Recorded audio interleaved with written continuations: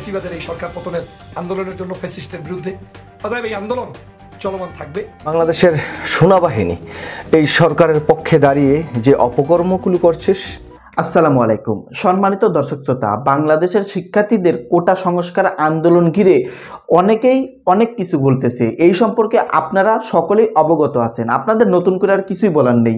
যাই হোক, কোটা সংস্কার আন্দোলনে যখন পুলিশ ব্যর্থ হলো তখন বাংলাদেশ সেনাবাহিনী বিজিবিরা মাঠে নামলো এই বিষয়টাকে নিয়ন্ত্রণ করার জন্য। অবশেষে তারা নিয়ন্ত্রণ করতে সক্ষম হয়েছে। আজকের এই ভিডিওতে এমন একটি ভিডিও ক্লিপ রয়েছে যা শুনলে আপনারা রীতিমতো অবাক হয়ে যাবেন। বাংলাদেশ সেনাবাহিনীকে নিয়ে চাঞ্চল্যকর তথ্য ফাঁস করে দিয়েছেন আজকের এই ভিডিওতে। তো আপনাদের অনুরোধ করতে আছে আজকের এই ভিডিওটি শুরু থেকে শেষ পর্যন্ত সম্পূর্ণ দেখবেন। যাই হোক, বেশি কথা না বেরিয়ে চলুন আমরা সেই ভিডিও ক্লিপে চলে যাই। বাংলাদেশ সেনাবাহিনীকে কি বলতেছে এসব, চলুন আমরা সরাসরি ভিডিও ক্লিপটি দেখে নেই।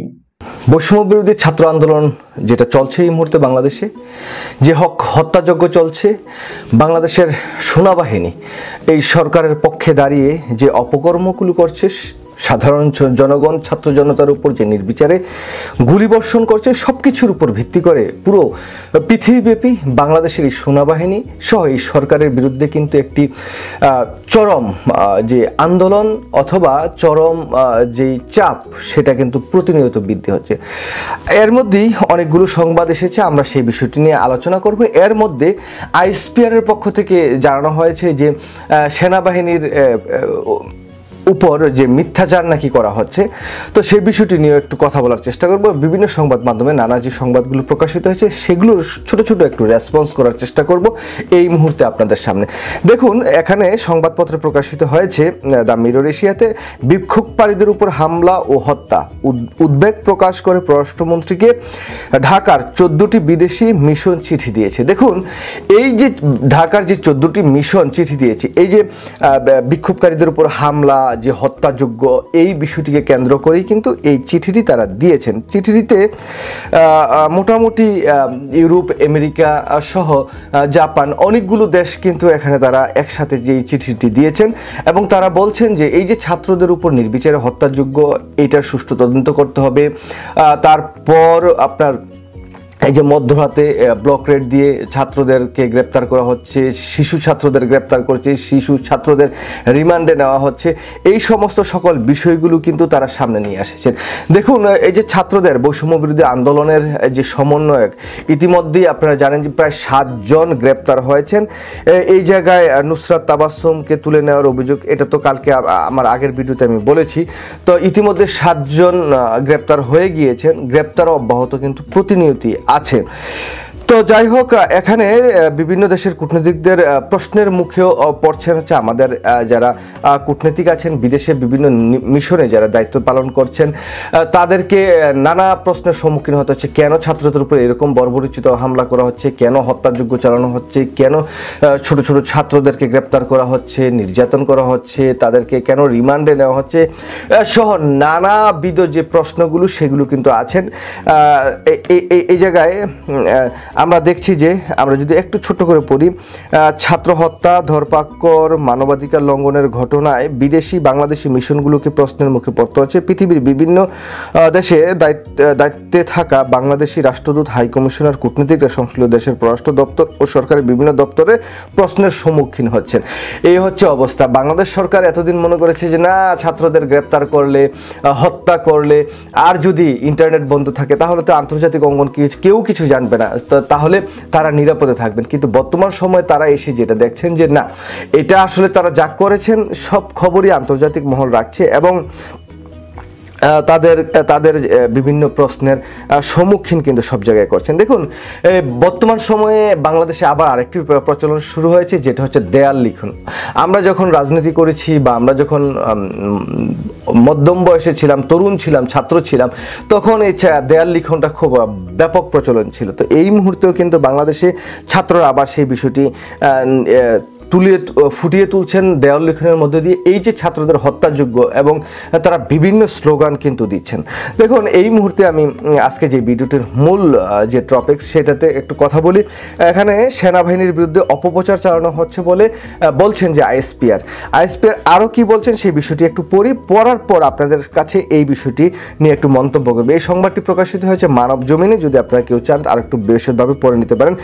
ভাববন্দি ক্ষুণ্ণ করতে বাংলাদেশ সেনাবাহিনীর বিরুদ্ধে বিভিন্ন দেশের গণমাধ্যম ও সোশ্যাল মিডিয়ায় অপপ্রচার চালানো হচ্ছে বলে আন্তর্জাতিক জনসংযোগ অধিদপ্তর আইএসপিআর বলেছেন। বিভিন্ন সংবাদ মাধ্যমগুলো, আন্তর্জাতিক যে সংবাদ মাধ্যমগুলো, সে জায়গায় কি প্রকাশিত হয়েছে? সেনাবাহিনী গুলি করছেন সাধারণ জনগণের উপর, ছাত্র জনতার উপর। এটা তো মিথ্যাচার, অপপ্রচার হতেই পারে না। আমরা যারা মিডিয়াতে কথা বলছি, আমরা যে ছবিগুলো, যে ভিডিওগুলো আমরা প্রচার করছি, সেগুলোতে সরাসরি স্পষ্টভাবে দেখা যাচ্ছে যে বাংলাদেশের সেনাবাহিনী তারা জনগণের উপর অত্যাচার করছে, নির্যাতন করছে। সেই জায়গা থেকে আমরা সত্য সরকার এবং আইএসপিআর ভারতের দাসত্ব করে, রাজাকার দালালি করে, এই খুনি শেখ হাসিনার দাসত্ব করে বিদায় তাদের আজকে এই পরিণতি। সারা পৃথিবীব্যাপী এই যে সেনাবাহিনীর যেই অপকর্মটা, বাংলাদেশের সাধারণ জনগণও হয়তো বা অনেকটুকু আশা করেছিলেন যে জনগণের পক্ষে থাকবেন এই সেনাবাহিনী, কিন্তু জনগণের পক্ষে থাকেননি। তারা এই শেখ হাসিনার দাসত্ব করে শেখ হাসিনার ক্ষমতা টিকিয়ে রাখার ব্যবস্থা করেছেন। সেই জন্যই আজকে তাদের এই দুরবস্থা। আন্তর্জাতিক মিডিয়াই শুধু নয়, জাতিসংঘ সহ মার্কিন যুক্তরাষ্ট্র, ইউরোপীয় ইউনিয়ন, যুক্তরাজ্য, পুরো পৃথিবীর যেখানে আছেন না কেন, সেনাবাহিনীর এই যে কর্মকাণ্ড সেটাকে একটা বিতর্কিত জায়গায় নিয়ে ঠেলে দিয়েছে। তারা আইএসপিআর যেটা বলছেন, রোববার সরকার সহকারী পরিচালক রাশেদ আলম খান স্বাক্ষরিত এক বিজ্ঞপ্তিতে বলা হয়, দেশব্যাপী ক্রম অবনতির নিরাপত্তা পরিস্থিতি, জনসাধারণের জানমাল ও সরকারি গুরুত্বপূর্ণ স্থাপনা ও সার্বিক নিরাপত্তা প্রদানে গত 20 জুলাই ভোর হতে নিজ নিজ দায়িত্বপূর্ণ এলাকায় সেনাবাহিনী মোতায়েন করা হয়েছে। আইনশৃঙ্খলা পরিস্থিতি নিয়ন্ত্রণে অন্যান্য বাহিনীর পাশাপাশি সেনাবাহিনীর উপস্থিতি দ্রুত নৈরাজ্য প্রশমন করতে সাহায্য করছে। নৈরাজ্য তো শেখ হাসিনা করছে, নৈরাজ্য তো করছে ছাত্রলীগ, যুবলীগ এবং আওয়ামী লীগের গুন্ডা পুলিশ বাহিনী, বিজেপি, র্যাব, সেনাবাহিনী। বাংলাদেশের সাধারণ জনগণ কি তোদের কাছ থেকে কোনো সাহায্য সহযোগিতা চেয়েছে? সেনাবাহিনীর কোনো কাছ থেকে, এই সেনাবাহিনীর কাছ থেকে আসলে কি সাহায্য চাবে? জনগণের জাল মাল নিরাপত্তার ব্যবস্থা জনগণই করতে পারবে। সেনাবাহিনী, এই সেনাবাহিনী যদি জনগণের কাতারে দাঁড়াতো তাহলে সবচেয়ে প্রথমেই পিটানো দরকার ছিল পুলিশ, ছাত্রলীগ, যুবলীগ, র্যাবে যারা কর্মরত আছে তাদেরকে, তারপরে বিজিবি। এই যে বালের এক বিজিবি তৈরি করেছেন, বর্ডারে বাংলাদেশের একের পর এক হত্যাযজ্ঞ চলছে, বর্ডারে বাংলাদেশের জনগণকে ভারত খুন করছে, ফেলানির লাশ কাঁটাতারে ঝুলিয়ে রাখছে, সেই জায়গায় বিজেপি কোনো বালও ছিঁড়তে পারে না। আর তারা এখন এসে বাংলাদেশের সাধারণ জনগণের উপরে হত্যাযজ্ঞ চালাচ্ছে, নির্বিচারে গুলি করছে। সেই জায়গায় আবার তাদের ভাবমূর্তি, কিসের ভাবমূর্তি? ভালের ভাবমূর্তি। বাংলাদেশ, এই রাষ্ট্রটাকে সংস্কার করতে হবে যে এই সকল এই সেনা অফিসার যাদের আছে তাদের পাছার ভিতরে মানে ইচ্ছা মতো পিটাইয়া তাদেরকে এই যে প্যারেড স্কোয়ারে নিয়ে সরাসরি তাদেরকে গুলি করে মেরে ফেলা উচিত। এবং কোনো যদি রাষ্ট্র ক্ষমতার পরিবর্তন হয়, এই ছাত্র জনতা যদি বিজয় হয়, তাহলে তোমাদের উপরেও কিন্তু তোমাদের যে শাস্তি, তোমার যে পানিশমেন্ট, সেটার ব্যবস্থা করা হবে। তোমরা মনে করো না যে তোমরা একদম মানে ধোয়া তুলসী পাতা। এটা বাংলাদেশের জনগণ মনে রাখছে। তারপরে আমরা একটু সংবাদটা পুরোটা পড়তে চাই। কিছু স্বার্থান্বেষী মহল কর্তৃক বিভিন্ন বিদেশি গণমাধ্যম ও সোশ্যাল মিডিয়া সমূহে বাংলাদেশের সেনাবাহিনীর বিরুদ্ধে মিথ্যা ও বিভ্রান্তিমূলক প্রচারণা চালানো হচ্ছে। কিসের মিথ্যা, কিসের বিভ্রান্তিমূলক? তোরা সাধারণ জনগণের উপরে গুলি করবি, তোরা ভিক্ষা খাস। সাধারণ জনগণ যদি টাকা না দিত, তোরা তো সেই টাকা দিয়ে জনগণের গোলামি করতে হতো, জনগণের দাসত্ব করবি। সেটা না করে তোরা দাসত্ব করছস আওয়ামী লীগের। তোরা তো জনগণের টাকায় খাস। শেখ হাসিনা তোদের খাওয়ায়, পড়ায় না, তোদের বউ বাচ্চা পালে হচ্ছে বাংলাদেশের সাধারণ জনগণ। সাধারণ জনগণের জালমালের তো তোমরা কোনো হেফাজত করো না। তোমরা হেফাজত করা হচ্ছে শেখ হাসিনার ক্ষমতা, শেখ হাসিনার ক্ষমতা টিকিয়ে রাখার জন্য তোমরা কাজ করো। এটাই হচ্ছে তোমাদের মূল দায়িত্ব। তারপরে তারা বলছেন, এর মূল উদ্দেশ্য দেশ এবং বিদেশি সেনাবাহিনী বারমন্ত্রী খুন করে বলুন।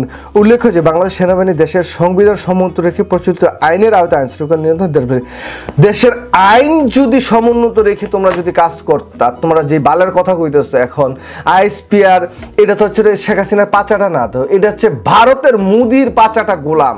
আইএসপিআর কিসের বাংলাদেশের সেনাবাহিনী? এই বালের সেনাবাহিনী হয়েছে ভারতের সেনাবাহিনী। এখন যদি ভারতের সেনাবাহিনী না হতো তাহলে বাংলাদেশের এরকম নিরীহ ছাত্রদের উপর, এত ছোট ছোট বাচ্চাদের উপর এভাবে নির্বিচারে গুলি, এটা কখনই করা সম্ভব ছিল না। তোমরা যেহেতু করেছো, এখন তোমরা সেটার দায়ভার নিবে। তোমরা যে প্রতিটি জায়গায় নিষিদ্ধের একটি জায়গায় যে পৌঁছে গেছো, সেটাই হচ্ছে এখন বড়। এখন তোমাদের আসলে এই সেনাবাহিনীর উপরে বাংলাদেশ না, পৃথিবীর কারোর আর বিশ্বাস নাই। টাকা কামাতে বিদেশ যাবা, জাতিসংঘ তোমাদের সাহায্য করবে, সেই জায়গায় গিয়ে টাকা পয়সা ইনকাম করে বাংলাদেশের জনগণের উপরে সেই ভোট দিয়ে পাড়া দিবা, গলায় পাড়া দিবা, এটা আসলে হয় না। তবে আইএসপিআর যেটা বলেছেন, এটা তারা যে এখন বুঝতে পারছেন যে সেনাবাহিনীর গা, তাদের যেই দেয়ালে এখন পিঠ থেকে গেছে, এই সেনাবাহিনীকে যে আর মানুষ না, পুরো পৃথিবী বিশ্বাস করে না, এটা তারা তাদের এই আইএসপিআর এর যেই বক্তব্য, সেই জায়গায় কিন্তু তারা ক্লিয়ার করে দিয়েছে। যাই হোক, আমাদের ছাত্র জনতা যেভাবে আন্দোলনটা করছে, এই আন্দোলনের সাথে যদি সেনাবাহিনী সম্পৃক্ত হতো, তাদের যদি পক্ষে দাঁড়াতো, আমরা সেনাবাহিনীর সাধুবাদ জানাতাম। আমাদের গর্বের সেনাবাহিনী, এটা আর গর্বের নাই, এটা সোনার সেনাবাহিনী। এটা কোনো সেনাবাহিনী না, বাংলাদেশের সেনাবাহিনী, শেখ হাসিনার সেনাবাহিনী, ভারতের।